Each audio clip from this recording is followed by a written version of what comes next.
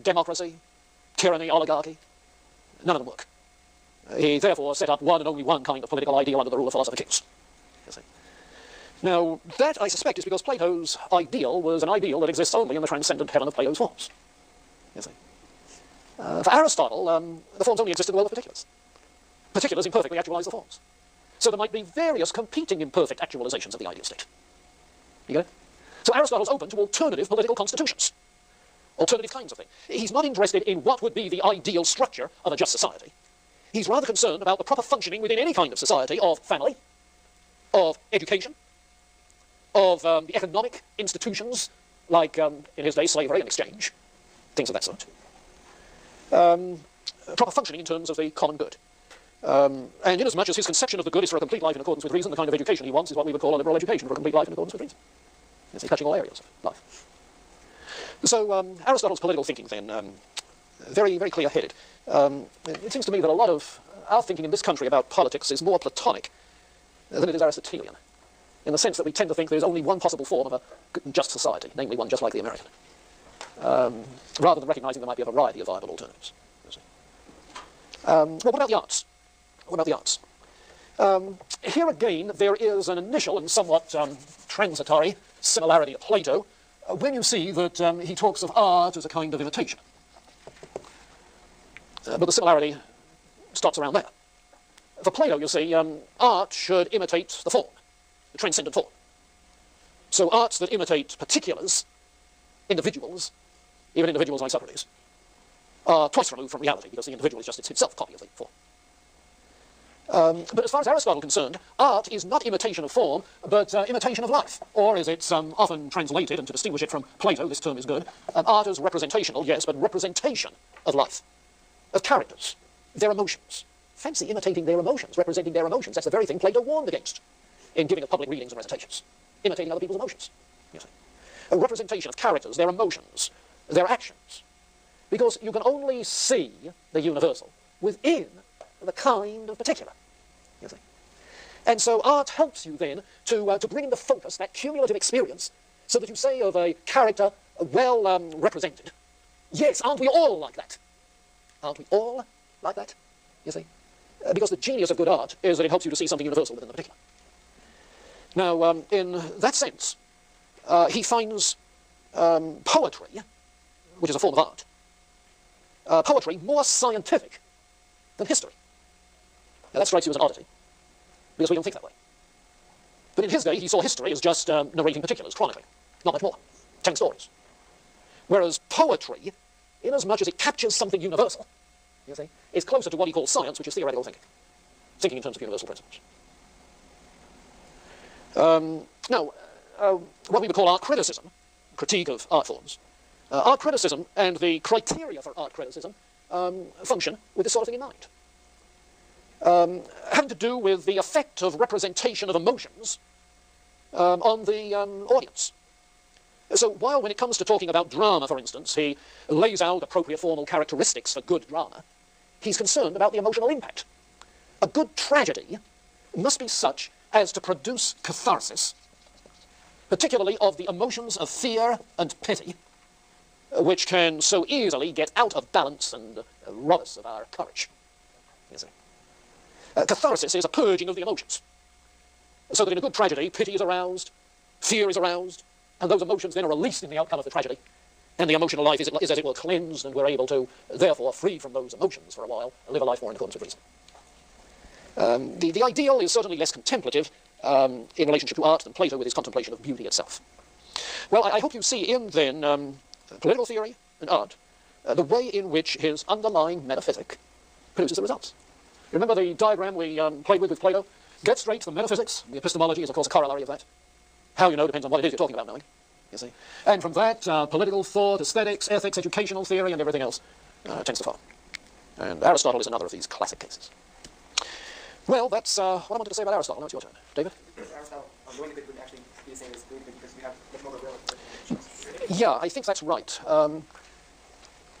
There's no automatic follow-through from knowing the good. You have to choose. There's more emphasis on freedom of choice in Aristotle. Now, you say knowing the good does not guarantee doing the good. And frequently you find writers who say that for Socrates and Plato, knowing the good does mean you can do the good. Yeah, Socrates says something like that at one point, but I don't think that's the whole story, so I don't think that's true even of Socrates and Plato. And I say that for this reason. If you read Plato's Republic, as of course you're going to, aren't you, one of these rainy days, as you read Plato's Republic, where you find he's talking about preparing people to rule with reason, preparing philosopher kings, wise people ruled by reason. It turns out that there are moral prerequisites for knowledge. Now, if there are moral prerequisites for knowing, how can knowing be the thing which makes doing the good possible? Do you get it? It's not until you have learned self-control and gained courage that you're ready to learn dialectic, which is necessary for knowing eternal truth. So there are emotional and moral prerequisites for being able to know. You see. Now, does that mean that if you know the good, you automatically do the good? Well, not if you take the Phaedrus myth seriously. You can be soaring aloft with your chariot, and the wayward horse can upset the whole contraption, and you flub it. You don't do the good. You see? So I think if you take the whole Platonic picture into account, it's not an automatic. If people know what's good, they'll do it. Well, there's one other strand of thought that goes into that Plato isn't talking about a kind of knowledge which is detached and value-free. He's talking about loving the truth, remember? And it may be that if you really love the truth, you'll do what it requires. But not knowing in the sense of detached objective, impersonal awareness. Well, what else about Aristotle? In comparing Plato and Aristotle, I've generally tended to agree with Aristotle as an extension and an improvement upon Plato's thought. But in his regards with morality and his ethics, it seems that he's lost the transcendent moral imperative that Plato had in that it seems like he's pragmatized the whole thing. In that transcendent part, the mystic aspect just isn't there, which seems so necessary in morality. Pragmatism versus mysticism. Yeah, I'll buy your notion, I guess because I gave it to you, that Plato's ethic is stimulus to medieval mysticism. But I don't buy the pragmatism thing. You see, pragmatism, defined in terms of the belief of those who coined the term, particularly John Dewey. Pragmatism is the view that we regard moral beliefs and values as simply instruments for achieving temporary objectives. For pragmatism, it's always short-range objectives that we're after, rather than any overall good. Dewey is insistent there's no intrinsic good. Everything is instrumental. Now, that's not Aristotle. For Aristotle, there is intrinsic good, you see. Functioning properly as a human being is intrinsically good, you see. His notion of the highest good, the supreme good, is first that it must be intrinsically good, not just instrumental. And Dewey would have none of that. Now, I suspect then that in posing the pragmatism-mysticism disjunction, what you're doing is saying, with immanent forms, does he have any really universal ideal? You see. Those who don't are pragmatists. Well, Aristotle's not a pragmatist, but does he have any universal ideals? Yes, he does. You don't have to be a Platonist to be an ethical absolutist. You see. What is absolutely good, you see, is living a complete life in accordance with reason, with virtue. You see, the virtues are good. You ought to pursue the virtues. He's unequivocal about that. Why? Because even though the forms are within particulars, the forms are still universal principles. You see, you don't have to have transcendent universals to have universals, as long as you have universals. See, the opposite of what is relative is what is universal. You see. Aristotle has that. Now, if what you're saying is, oh, but he doesn't give us a whole set of absolute rules to live by. No. But he gives us absolute virtues to embody. You see. Because his is an ethic of virtue. And we don't get this business of totting out absolute rules to live by in ethical theory until the 18th century. You see. The recognition is that while there are, universal moral ideals, and certain rules follow from that. If an ethic is a teleological ethic, you have to be end-oriented, primarily. You see. And frankly, I think that's where a biblical ethic is. I think it's end-oriented. You see.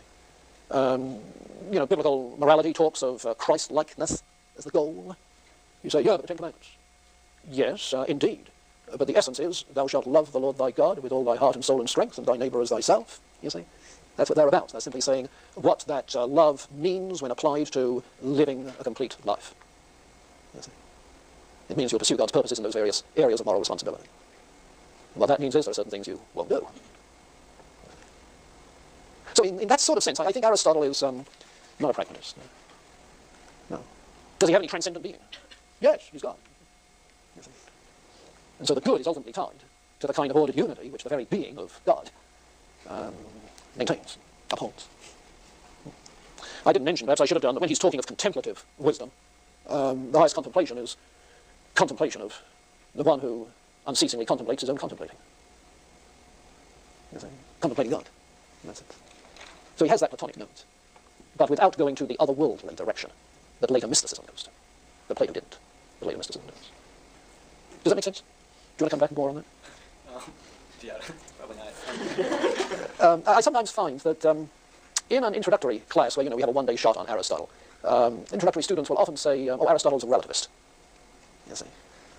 How do they get to that conclusion? Well, because he talks of finding the golden mean rather than pinpointing exactly what you ought to do. You see, but to say find the golden mean is pinpointing exactly what you ought to do. Namely, translating it into Christian language, use the gifts that God has given you, and make up your own mind in the light of all the input you've got.